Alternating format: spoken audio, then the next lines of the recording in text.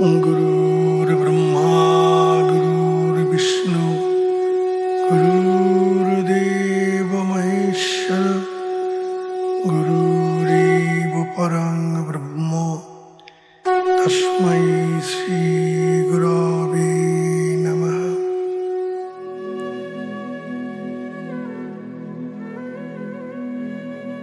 जय गुरु जय गुरु जय যোগীরাজ জয় যোগীরাজ। পরম করুণাময় গুরুদেবের নামে সরল যুগ সাধন নামক গ্রন্থ থেকে পাঠ করে শোনাচ্ছি। সপ্তদশ পর্ব, পঞ্চম অধ্যায়।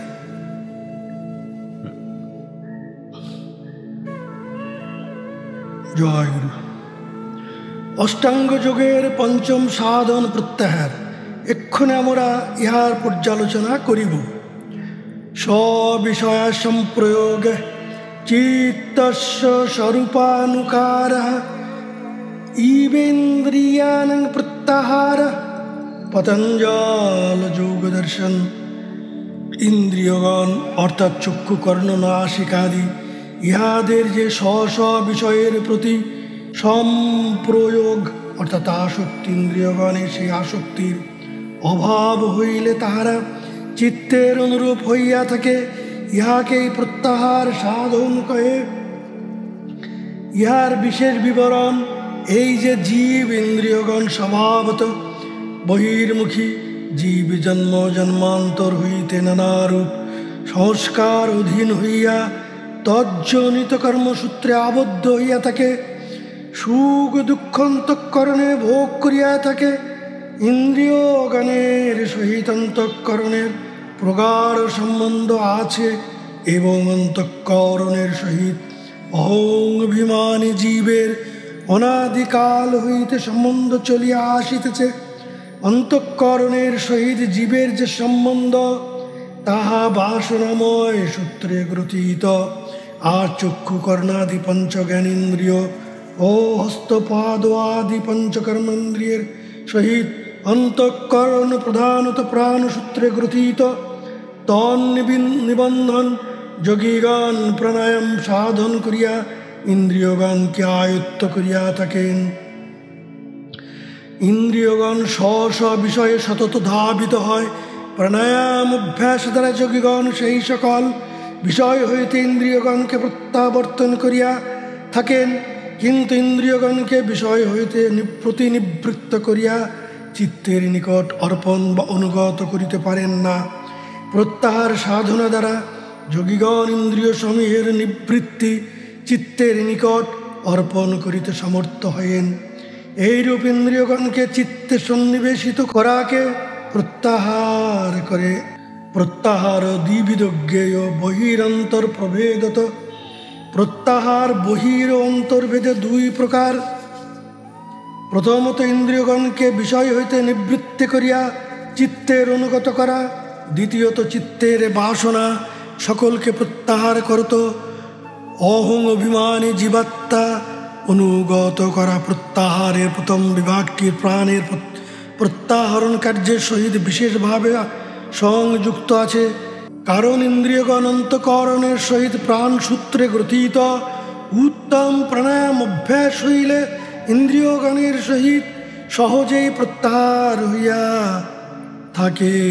বহিঃপ্রত্যাহার ইন্দ্রিয়াণাং বিচরতং বিষয়েষু স্বভাবতঃ বলাদাহরণং তেষাং প্রত্যাহার বহিস্তুষঃ অষ্টাদশু অয়োর্মর্মস্থানেষু ধারণম স্থানাৎ সমাকৃষ্য প্রত্যাহার নিগদ্যতে যোগী বাগ্যবল্ক।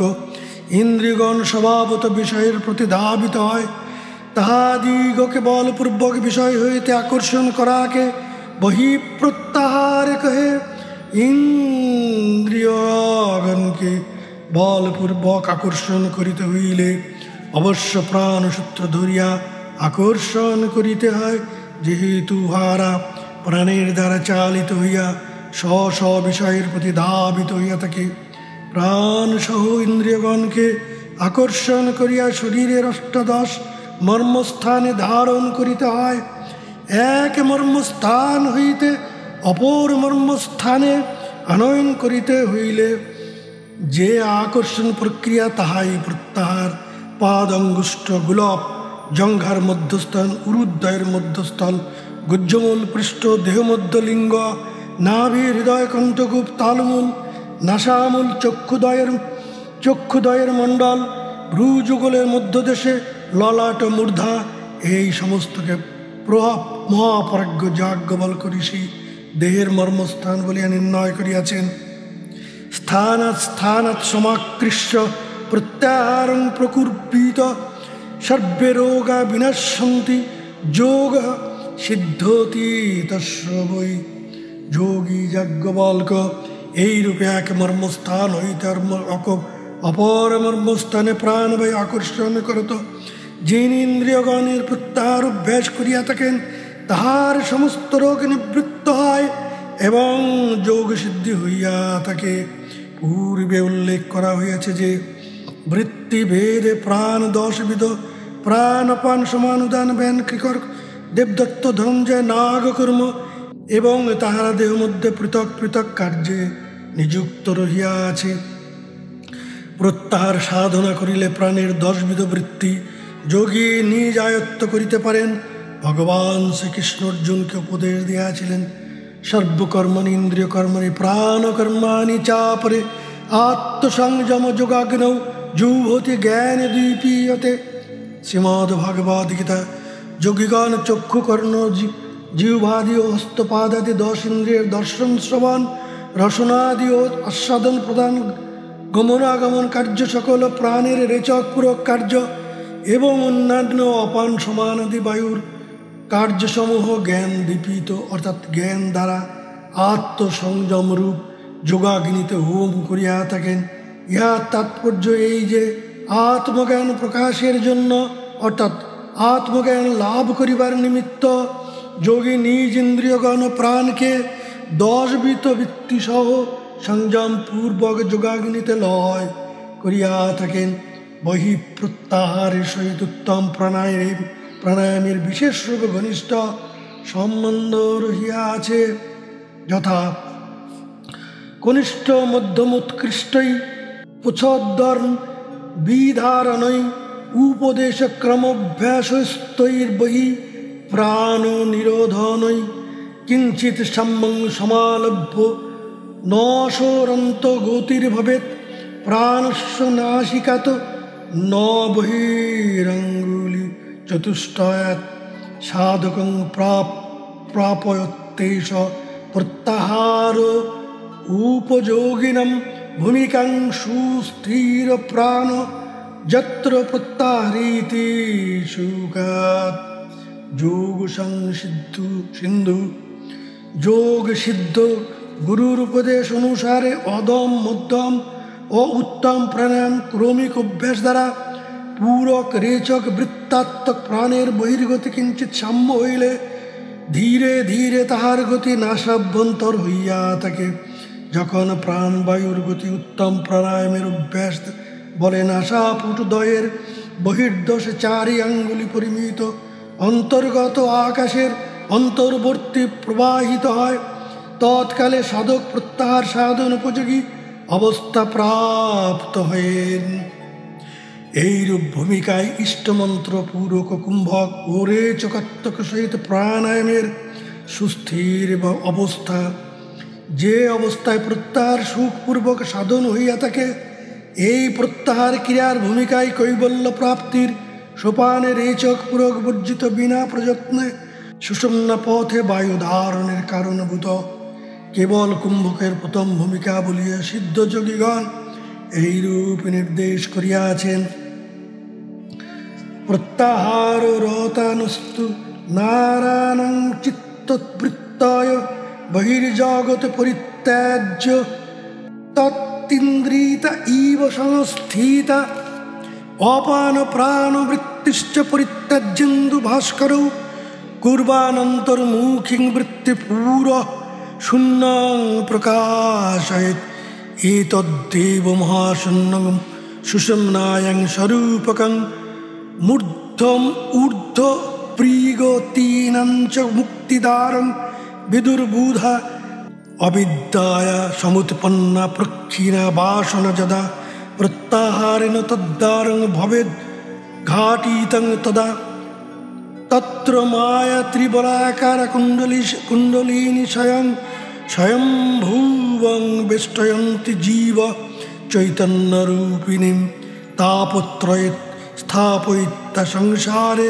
মহয়ত্তপি হংসমন্ত্রং শরণ্যতমভ্যাস করোতু নিরত জনঃ কুণ্ডলিন্না সৈকন্তু ভাবয়েত আত্মনঃ সদা ঐক্য ভাবনা সুপ্ত জাগর্তি অন্তর মোহরোগী ঋজীভূতা মহাদেবী সুষুম্নান মার্গম বিশেষত তয়া তস্যং বিশেত যোগী প্রত্যাহারং সুসাধয়েত যোগ সিন্ধু।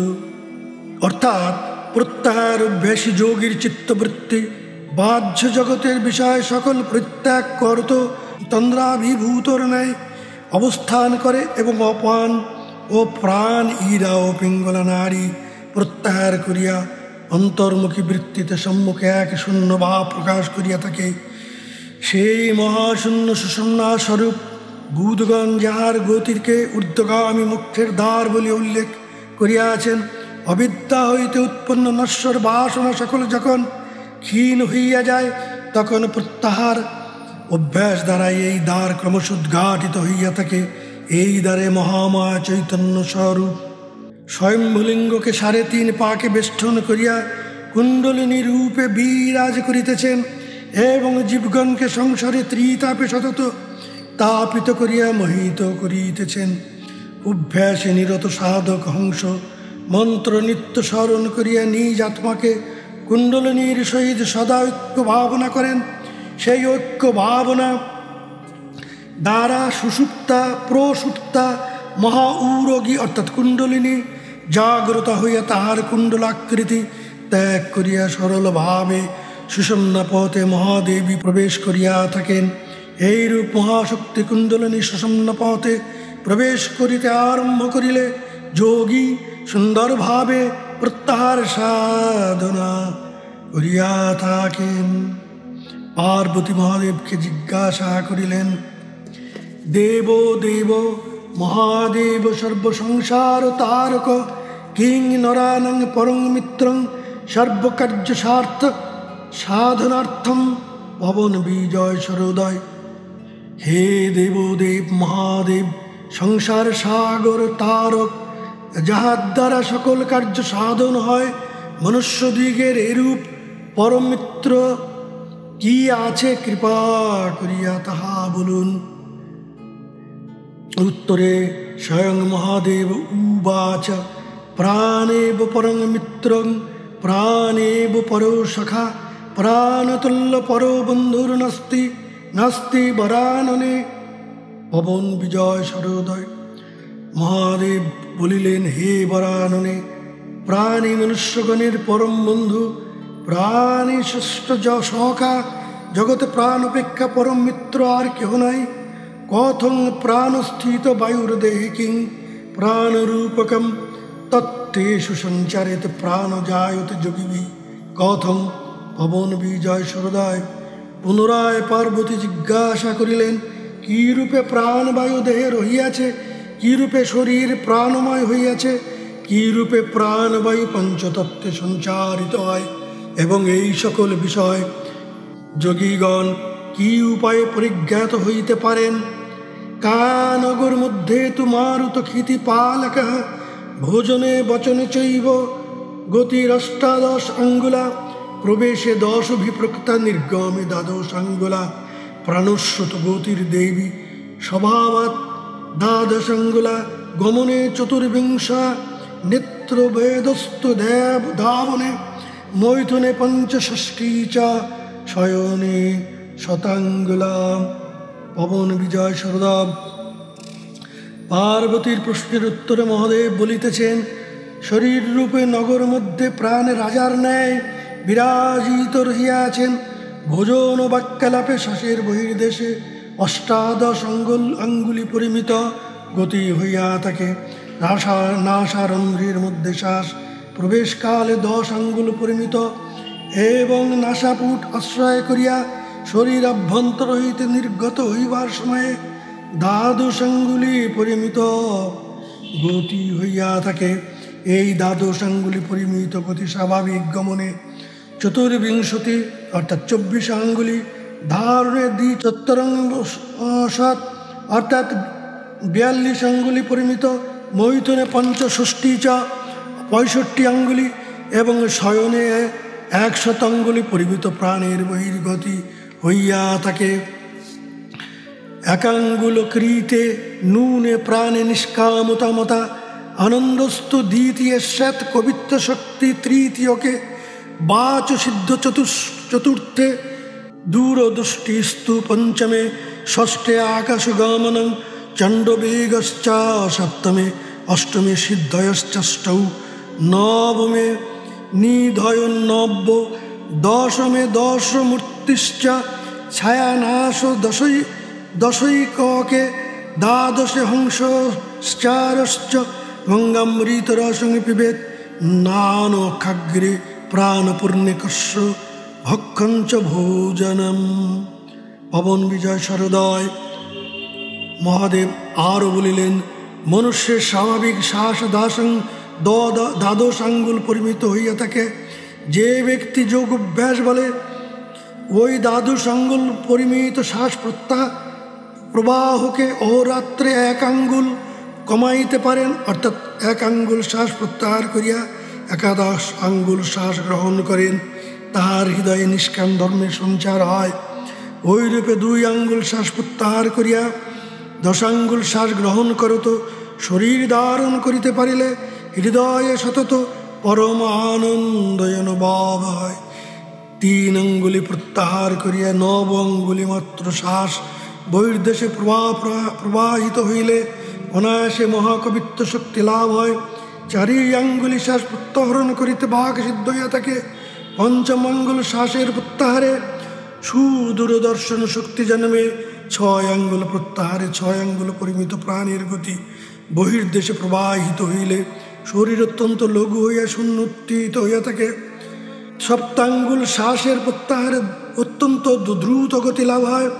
8 আঙ্গুল প্রত্যাহারে অর্থাৎ যে যোগীর কেবলমাত্র 4 আঙ্গুল পরিমিত শ্বাস প্রবাহ হয়, সেই যোগী পুরুষের অনিমা লঘিমা প্রভৃতি অষ্টসিদ্ধি হইয়া থাকে। 9 আঙ্গুল প্রত্যাহারে নববিধ লাভ হইয়া থাকে। 10 আঙ্গুল শ্বাসের প্রত্যাহারে ভগবতীর 10 মহাবিদ্যা স্বরূপ ও বিষ্ণুর 10 অবতার মূর্তি দর্শন হয়। 11 আঙ্গুল প্রত্যাহারে যোগীর স্থূল দেহের ছায়া শূন্য হয়, অর্থাৎ সে অবস্থায় যোগীর দেহ শুদ্ধ সংকল্পের আশ্রিত হয়। দেহের প্রারব্ধজনিত কর্মফল আর থাকে না। পরে 12 আঙ্গুল প্রত্যাহার অর্থাৎ প্রাণ আর বহির্দেশে প্রবাহ না হইলে সেই যোগী নির্বাণ পদলাভ করিয়া থাকেন। হংসরূপ জীব তখন সোহং হইয়া জীবন মুক্ত অবস্থায় দেহে অবস্থান করেন এবং গঙ্গা নামক তীর্থ সম্ভূত অমৃত রস নিত্য পান করিয়া অমর অজর হয়েন। সেই জীবন মুক্ত যোগীর দেহের আনখাগ্র প্রাণ পরিপূর্ণতায় অবস্থান থাকে। সে অবস্থায় আর আহারীয় প্রয়োজন হয় না, বায়ুমাত্র ভোজী হইয়া থাকেন। এই বিষয়টি বিশেষ দুর্বোধ্য বিনা সদ্গুরুর কৃপায় ইহা সহজে বোধগম্য হয় না। তবে যতদূর সম্ভব সাধকদিগের সহায়তার নিমিত্ত ভাষায় প্রকাশ করিতে প্রয়াস করা হইল মাত্র। যেরূপ একখণ্ড শর্করা মুখের মধ্যে থাকিলে যাহার মুখে শর্করা খণ্ড থাকে, তিনি সেই মধুর স্বাদ উপলব্ধি করিয়া থাকেন। যে ব্যক্তি শর্করা খণ্ড কখনো মুখে দেয় নাই, সে তাহার মিষ্টতা অনুভব করিতে পারে না। সেইরূপ যিনি প্রাণ সংযম দ্বারা প্রাণের শান্তাবস্থা সুখ কথন অনুভব করেন নাই, তিনি এই দুর্বোধ্য বিষয় কৈবল্য সুখের আস্বাদ অনুভব করিতে পারেন না। সদ্গুরু সৎ সাধকের মুখে এই শাশ্বত সুখের এক পরমাত্ম প্রদান হইয়া থাকেন। ইহাই সদ্গুরুর কৃপা। শাশ্বত সুখের কণা বলিলে এই বুঝিতে হইবে যে অনন্ত অখণ্ড কালের যে রূপ বাস্তব পক্ষে বিভাগ হয় না, কিন্তু ব্যবহার দশায় সেই অখণ্ড কালের যুগ সংবৎসর অয়ন ঋতু মাস দিবস দণ্ডপল ইত্যাদি ক্রমে বৃহৎ সূক্ষ্ম সূক্ষ্মতর সূক্ষ্মতম কালের ব্যবধান কল্পনা করা হয় মাত্র, কিন্তু প্রত্যক্ষকে সূক্ষ্মাদেবী সূক্ষ্ম কালের অন্তরের সহিত অক্ষুণ্ণভাবে সম্বন্ধ রহিয়াছে। ইতিপূর্বে উত্তম প্রাণায়াম অভ্যাসী সাধকগণের কাল বঞ্চনার কথা যা উল্লেখ করা হইয়াছে, সেই কাল বঞ্চনার রূপ সাধন সহিত এই প্রাণের প্রত্যাহার ক্রিয়ার বিশেষ সম্বন্ধ রহিয়াছে। স্বাভাবিক সুস্থ শরীরে 1 মিনিটে 15 সংখ্যক শ্বাস প্রশ্বাস প্রবাহিত হয়। এখানে জগৎগুরু দেবাদিদেব মহাদেব তাহার অর্ধাঙ্গিনী পার্বতীকে উপদেশ দিয়াছেন যে প্রাণবায়ু শরীর অভ্যন্তরে প্রবেশকালে নাসাপুয়াট হইতে 10 আঙ্গুলি পরিমিত ভিতরে প্রবেশ করিয়া থাকে এবং 12 আঙ্গুলি প্রদেশ পর্যন্ত বহির্দেশে প্রবাহিত হয়। এই যে 12 আঙ্গুলি পরিমিত প্রাণের বাহ্যগতি, সেই গতিকে ক্রমশ অভ্যাস দ্বারা নাসাভ্যন্তরচারী করিতে হয়। এদিকে যেরূপ প্রাণের গতি হ্রাস করিতে হয়, অন্যদিকে সেইরূপ প্রাণের পূর্বক রেচক বৃত্তির সংখ্যা ন্যূন করিতে হয়। সংখ্যায় 15টি শ্বাস প্রশ্বাস গতির পরিমাণে 12 অঙ্গুলি মাত্র সংখ্যার দিক হইতে যদি 1.25 মাত্র ন্যূন হয়, তাহা হইলে গতির পরিমাণের দিক হইতে 1 আঙ্গুলি হ্রাস হইবে। ইহা উচ্চ প্রাণায়াম অভ্যাসীর সততই উপলব্ধি হইয়া থাকে। এইরূপ প্রণালীতে 15 সংখ্যক হইতে 2.5 আঙ্গুলি মাত্র ন্যূন হইলে এদিকে গতির পরিমাণের দিক হইতে 2 আঙ্গুলি প্রাণের গতি হ্রাস হইবে। গুরু উপদিষ্ট মার্গে এইরূপে সংখ্যার দিক হইতে ক্রমশ 1.1 মাত্রা করিয়া ন্যূন হইতে থাকিলে অন্যদিক হইতে প্রাণের বহির্গতি 1 অঙ্গুলি করিয়া হ্রাস হইতে থাকিবে। অবশেষে সিদ্ধ প্রাণায়ামী যোগীর প্রাণের আর বহির্গমন হয় না। সুতরাং প্রাণের যে অজপা হংস মন্ত্র, তাহাও আর বহির্দেশে জপ হয় না। ইহাই কৈবল্যের বা বৈকুণ্ঠের দ্বারস্বরূপ। এই সিদ্ধাবস্থায় যোগীগণ কালকে বঞ্চনা করিয়া থাকেন এবং জীবন মুক্ত অবস্থায় অবস্থান করিয়া ইচ্ছা মৃত্যুর দ্বারা দেহত্যাগ কালকে বঞ্চনা করিয়া থাকেন এবং জীবন মুক্ত অবস্থায় অবস্থান করিয়া ইচ্ছা মৃত্যু দ্বারা দেহত্যাগ করিয়া কৈবল্য মুক্তি লাভ করিয়া থাকেন। এবং প্রাণবিধি প্রক্ত সর্বকার্যে ফলপ্রদঃ জ্ঞায়তে গুরুবাক্যেন ন বিদ্যাশাস্ত্র কৌটিভি ভবন বিজয় সরোদয়। এইরূপে প্রাণের বিধি অর্থাৎ প্রত্যাহার ক্রিয়া কথিত হইল। প্রাণ সর্বকার্যের ফল প্রদান করিয়া থাকে। এই প্রাণ তত্ত্ববিদ্যা গুরু প্রমুখাৎ অবগত হইতে হইবে। কোটি কোটি শাস্ত্র দ্বারা প্রাণতত্ত্ব অর্থাৎ কোটি কোটি শাস্ত্র অধ্যয়ন দ্বারা প্রাণতত্ত্ব বিদ্যা লাভ করা যায় না। এইরূপে গুরু উপদিষ্ট মার্গে প্রাণের প্রত্যাহার হইলে ইন্দ্রিয়গণ সহজেই বশীভূত হইয়া থাকে এবং স্ব বিষয় হইতে প্রতিনিবৃত্ত হইয়া চিত্তের অনুগত হয়। ইহাকেই প্রাণ ও ইন্দ্রিয়গণের প্রত্যাহার কহে। যদা সংহর্তে চায়ঙ্কুর্মঙ্গানীব সর্বশা ইন্দ্রিয়াণীন্দ্রিয়ার্থেভ্যস্য তস্য প্রজ্ঞা প্রতিষ্ঠিতা। কুর্ম যেমন নিজ শির পদাদি অঙ্গ সকলে নিজের দেহ মধ্যে সংকোচন করিয়া লয়, সেইরূপ যোগী নিজ সত্যাদি ইন্দ্রিয়গণকে শব্দাদি বিষয় হইতে প্রত্যাহার করিয়া নিজ চিত্তের নিকট অর্পণ করিতে পারিলে সেই যোগী স্থির বুদ্ধি প্রাপ্ত হয়। সে অবস্থায় চিত্তে কোনরূপ ইন্দ্রিয় বিষয় অর্থাৎ শব্দ স্পর্শাদি প্রবেশ করিতে পারে না। এইরূপে ইন্দ্রিয়গণের বাহ্য শব্দাদি বিষয় প্রবেশ করিতে না পারিলে তখন চিত্তে স্বভাবত নানারূপ বাসনা উদয় হয়। অহং অভিমানী জীবের সহিত চিত্ত এই বাসনাময় সূত্রে সংবদ্ধ। ইন্দ্রিয়াণি মনোবুদ্ধিরস্বধিষ্ঠানমুচ্যতে এতৈর্বিমুক্ত এষ জ্ঞানমবৃত দেহীনম তস্মাত্তমিন্দ্রিয়ান্নাদৌ নিয়ম্য ভারতর্ষব পাপনানাং প্রজহিয়েনং জ্ঞান বিজ্ঞান নাশনম। শ্রীমদ্ ভগবদ্ গীতা। ইন্দ্রিয়, মন, বুদ্ধি এই তিনটি বাসনার অধিষ্ঠান ভূমি। এই সমস্ত দ্বারা বাসনা জ্ঞানকে আবৃত করিয়া দেহ অভিমানী জীবকে মোহাবিষ্ট করিয়া রাখে। তন্নিমিত্ত ভগবান অর্জুনকে বলিয়াছেন, হে ভারতর্ষভ, হে ভারত ঋষি, প্রথম ইন্দ্রিয় সকলকে বশীভূত করিয়া সর্বপাপের মূলীভূত জ্ঞান বিজ্ঞানের নাশক কামনাকে বিনষ্ট করো। ইন্দ্রিয়াণি পরান্যাহু ইন্দ্রিয়েভ্য পরং মনো, মনতস্তু পরা বুদ্ধের্য বুদ্ধে পরতস্তু সা। গীতা। স্থূল শরীর অপেক্ষা ইন্দ্রিয়গণ শ্রেষ্ঠ, ইন্দ্রিয়গণ অপেক্ষা মন, মন হইতে বুদ্ধি এবং বুদ্ধি হইতে যিনি শ্রেষ্ঠ তিনি আত্মা। এইরূপে বুদ্ধাতীত আত্মাকে নিশ্চয়পূর্বক তাহাতে স্থিতি করিতে পারিলে পরম প্রত্যাহার সিদ্ধ হইয়া থাকে। যমরাজ নচিকেতাকে প্রত্যাহার সম্বন্ধে উপদেশ দিয়াছিলেন। আত্মানাং রতিনাং বিদ্ধি শরীরং রহতমেব চ, বুদ্ধিস্থ সারথিং বিদ্ধি মন প্রগ্রহমেব চ।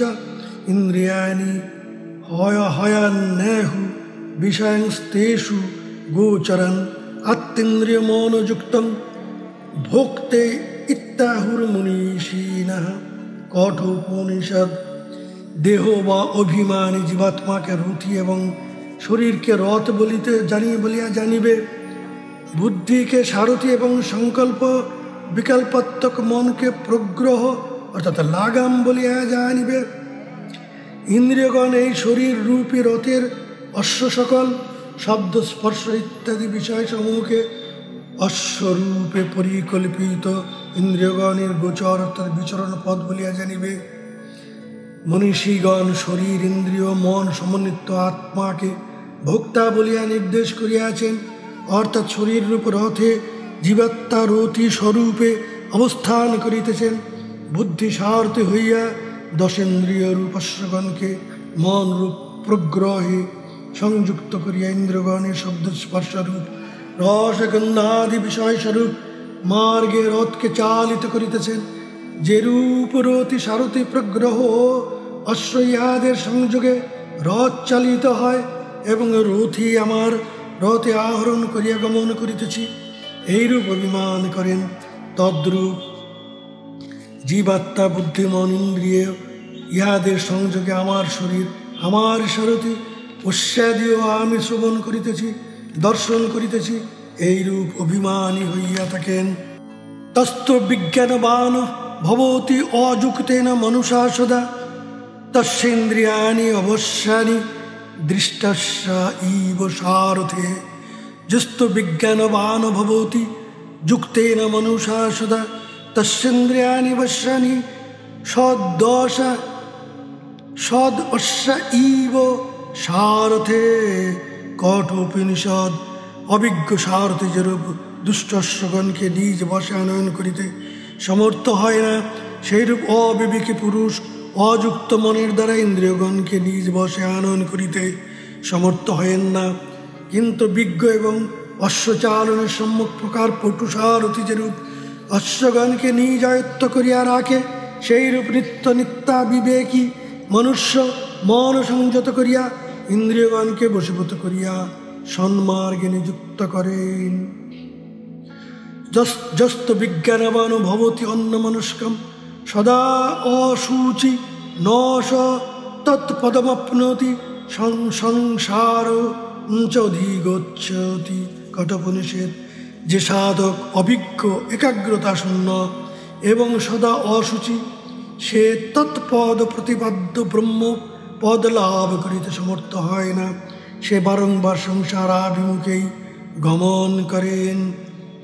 যস্ত বিজ্ঞানবান ভবতি সমমনস্ক সদা শুচি সতু সৎপদমপ্নোতি যস্মাৎ উদ্ভয় ন জায়তে। কঠোপনিষদ।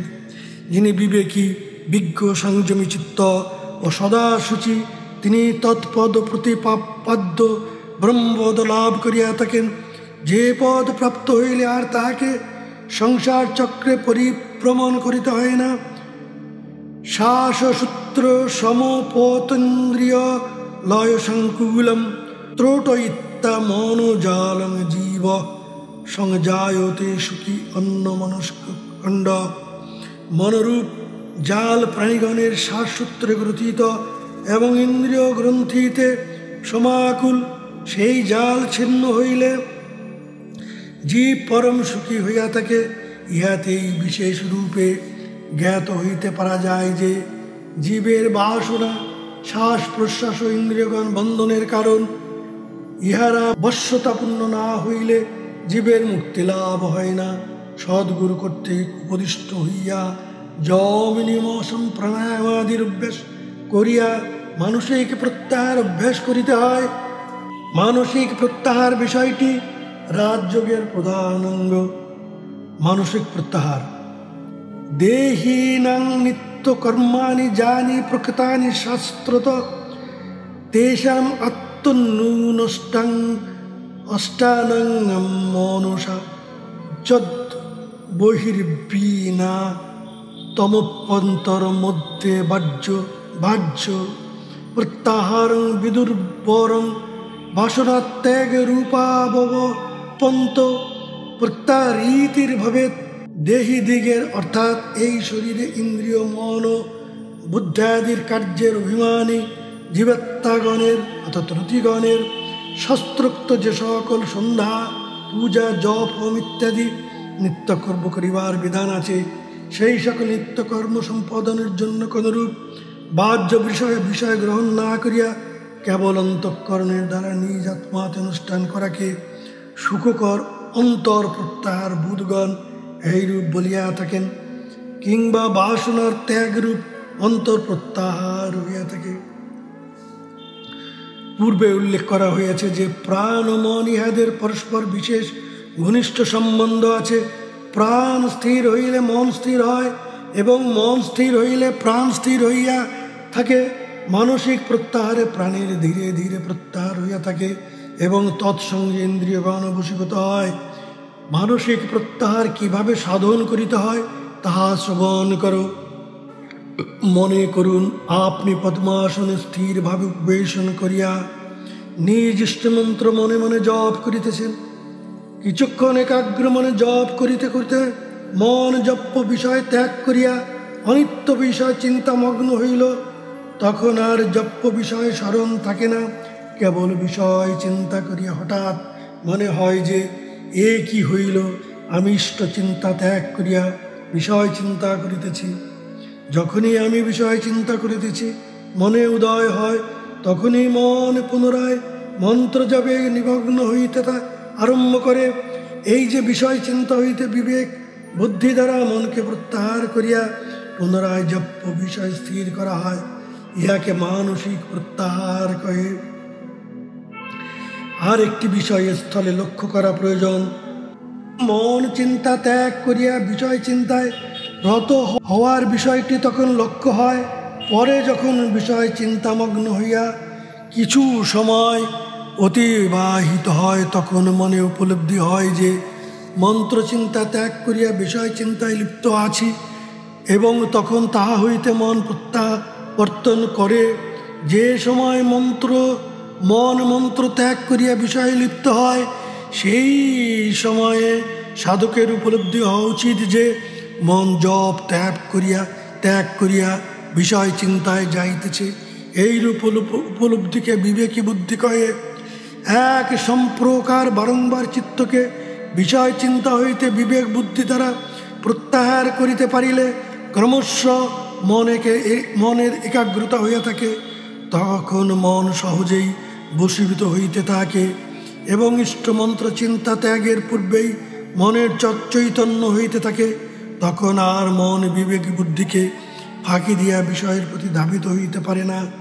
এইভাবে প্রত্যাহার অভ্যাস করিবার সময় প্রাণবায়ুর উপরে লক্ষ্য রাখিবার বিশেষ আবশ্যক হয় না।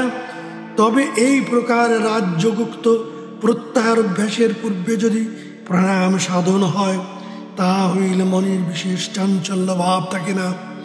এই রূপে যোগীগণ কেবল বুদ্ধি দ্বারা সংযত মনের সাহায্যে ইন্দ্রিয়গণকে বাহ্য বিষয় হইতে প্রত্যাহরণ করিয়া অন্তর্জগতে মানসিক পূজা ও হোম আদি করিয়া অত্যন্ত নির্মল হইয়া থাকেন। ক্রমে এইরূপ সৎ বাসনাগুলিও অন্তরাকাশে বিলীন হইতে থাকে।